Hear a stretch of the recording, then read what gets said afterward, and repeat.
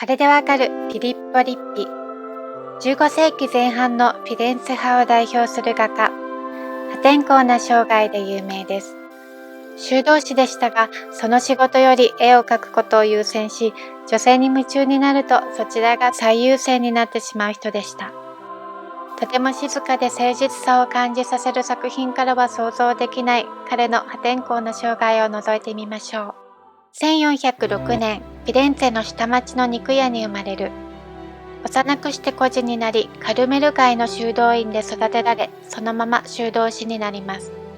修道院で落書きをしていたら絵の才能を認められました。ロレンツォ・モナコが死で、マザッチオにも影響を受けています。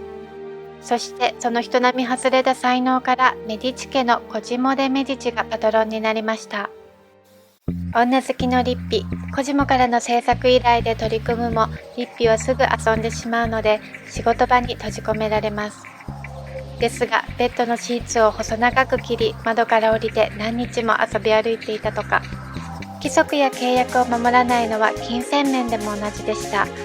領収書を偽造してお金を騙し取ったこともあるようです。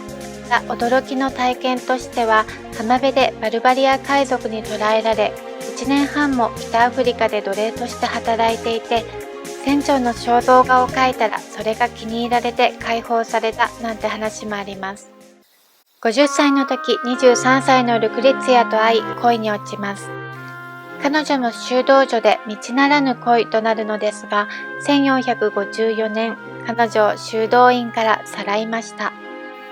その後2人の間には息子フィリッピーノが生まれています。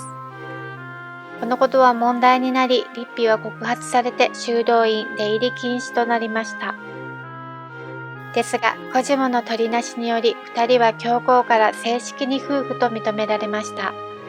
通常、修道士の駆け落ちなどは晒死刑になるものでしたが、リッピは絵の才能があったことから、このような特別な扱いを受けました。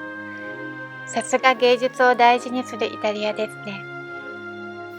コジモにとってもリッピの作品の価値が何よりも上回っていたのでしょう。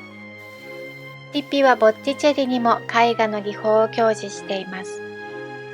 1469年、伝えられるところによると、関係を持とうとしたある女性の親戚の人に毒を盛られて亡くなっています。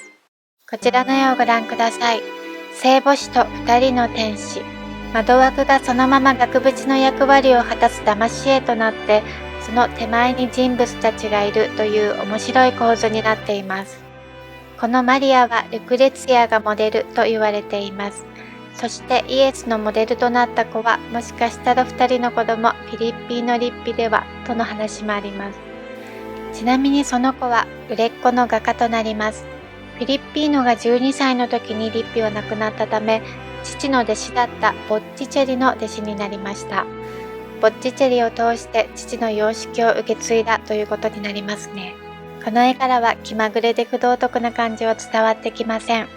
ただ、この優美で可憐なマリアを見ていると、美しいものが好きだったというのは伝わってきます。では最後にフィリッポ・リッピの他の作品を見ながらお別れいたしましょう。ご視聴ありがとうございました。